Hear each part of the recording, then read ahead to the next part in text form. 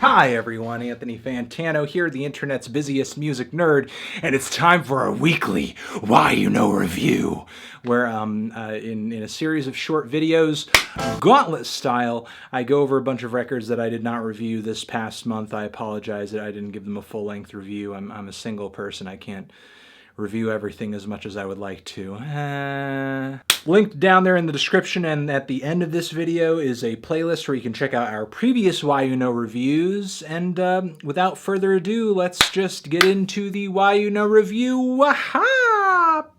Tran. I did like the singles to this record, but listening to the entire album, while going deeper into it, I certainly was very impressed with the guitar work on this thing. Very creative, very colorful, very angular. I don't think it's out of place to really say that the vocals left a lot to be desired. You know, the vocals were easily the most underwhelming aspect of this entire record. And given that it is a rock album with a bit of a punky sort of spirit to it, I think that could have been a lot better. It could have been a lot better. As much as I've been wanting Colin to experiment a little bit more instrumentally on his solo stuff and just kind of venture out of his solo comfort zone a little bit and, you know, put out some more records where, you know, he's delivering us more than just saxophone, this to me was a little underwhelming because I feel like everybody could have done just a little bit more to make this an instrumental record that was exciting simply as an instrumental record. For the most part, I feel like I'm listening to a lot of very trendy, a lot of very modern, a lot of very somewhat underground but popular with hipster blends of metal music, but with like a little bit of added saxophone. And are the compositions so enthralling? Are they so intricate that they feel good without vocals? Because they don't have vocals. There are no vocals on this thing. Not really. You know, a lot of the time, I'm just wishing I could hear a vocalist on this thing. Because, you know, it is kind of a blend of post-metal, black metal, like elements of sludge metal here as well, like a little bit of like almost like a jazz rock thing going on. There's so many interesting genres coming together in a seamless way on this record, which I think is a good thing.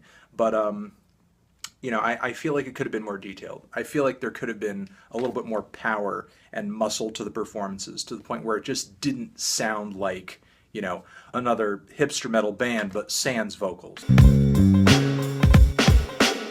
I get and I understand that Wiki says that this is an album. This is unlike anything he's done before. It's not a project or a tape or whatever, but I don't know, it feels just as weighed down by unnecessary tracks as Little Me was. You know, there's so many tracks on here that feel kind of unfinished or don't really have much in the way of like a strong structure or a hook. I mean, especially a goddamn hook. You know, listen, I still enjoy Wiki's rapping. I still think his bars are cool, his inflections are cool, but I feel like he could have done a little bit better to organize this thing and really craft some hard-hitting songs. You know, I enjoy some of the more abstract moments on this record, but sometimes it just seems like these abstractions are really just him not wanting to build a song up, rather just kind of find a really odd, way left field instrumental and just like spit some crazy shit over it. Yeah, which if you like it, it's fine, but it's just a little bit too long for him to just kind of simply be doing that for a majority of the time, this record. You know, was just hoping for something a little bit more focused, I guess, and epic. You know, this is a very pleasant, sweet, rustic folk rock and singer-songwriter music. It's very nice. It's very nice. It's not that memorable. It's not memorable, but it's very sweet. It's very nice to listen to. It's very kind of lazy Sunday music, and chances are, the more you like it, the more it's just going to woo you with its subtle charms. So why the hell not? You know, I wouldn't call this an essential listen for Oneohtrix Point Never fans. There is some interesting sound play on this thing. Not a whole lot in terms of like enthralling compositions though. I mean, there are a few exceptions. The song Flashback, for example, is a pretty cool little composition. But you know, for the most part, it's some pretty cool textures, some interesting sound play, just to kind of fill in the gaps for a soundtrack for a movie. You know, it's pretty much the reason why a lot of soundtrack music doesn't really speak to me, because it feels like it's just kind of there to serve the purpose of enhancing the film. You know, though, if you are a hardcore sort of day one OPN fan, you probably will want to give this a shot. This is some really gross, nasty, lo-fi, underground, grimy-ass death metal. It's got some nice spots. I mean, it's kind of short. It's one-dimensional, sure, but it's nasty. It's nasty. It's got an attitude. It's got a real nasty attitude, and it will not check it. It will not check that attitude. It refuses to. Fuck you. I don't know what to say about this album.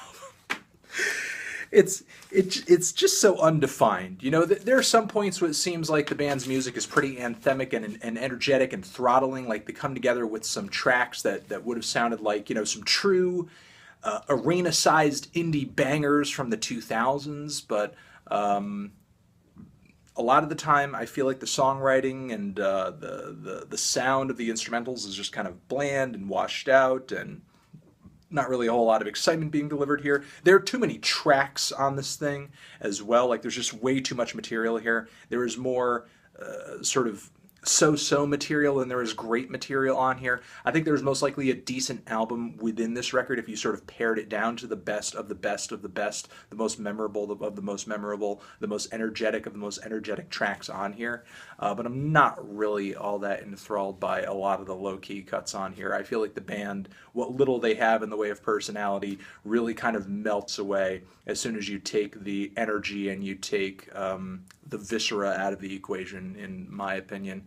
But yeah, they just don't really have that distinct of a sound. They don't really have that distinct of a direction. Yeah, they really wear their influences on their sleeve in such a way where they're kind of drowning in them. I mean, it's just as bad as I anticipated, so I guess it didn't underperform.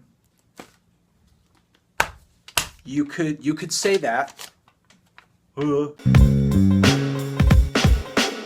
Paint drying, grass growing, ice melting, ASAP Twelvyy rapping. It's just as entertaining as those three things.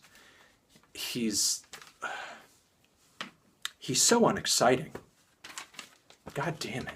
And the track list is a mess. Thing was just all over the place. I mean, sometimes it's super dreamy, semi-ambient, sometimes it's kind of poppy, sometimes it's kind of garagey, sometimes it's super electronic. But I guess kind of the thread that ties it all together is that it's very pleasant, it's very mellow, it's very easygoing.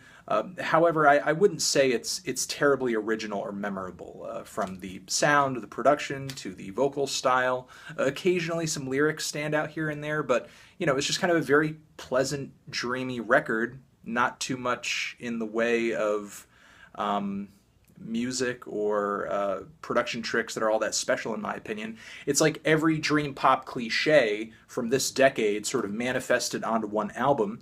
Most of these cliches are employed kind of well, but they are cliches all the same. Pretty much everything I didn't really care for about emo and pop punk 10 years ago manifesting itself on an album in 2017. It's pretty much the story with this one here. Da da da da da da. Ah. I know it's taken me a while to get to this thing, I know. And I have no excuse. I have no excuse. I just apologize, okay? I just apologize. But unfortunately, I don't know, I'm just not really enjoying the sounds on this particular record, you know. They don't come off as harsh to me. You know, they seem a little in the yellow for like an experimental and a noise band. I thought some of the tones on the opening track were just a little too smooth, a little too clean, you know.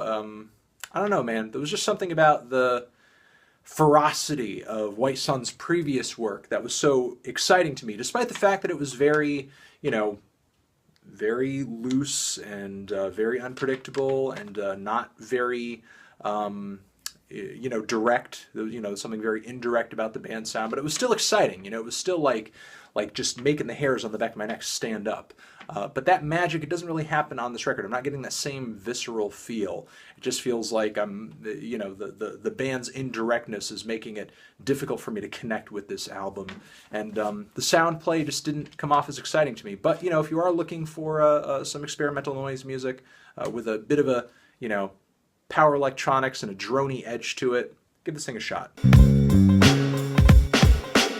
It's pleasant. It's pleasant for the most part. Very milky bass tones, very dreamy. It's almost like I'm listening to a goth album or a goth band try to write an album about the beach, which sort of seems like counter to logic. It's easy to listen to. Good luck remembering it, though. Yep, sounds like a fall album. And that's coming from somebody who generally likes the idea of a fall album. It sounds like a fall album.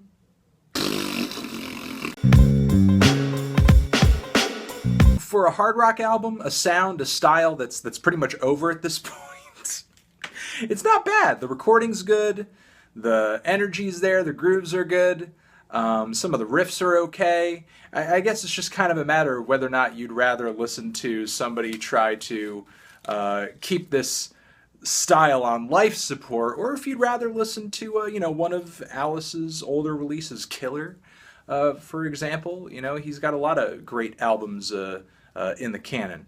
Yeah, it's okay.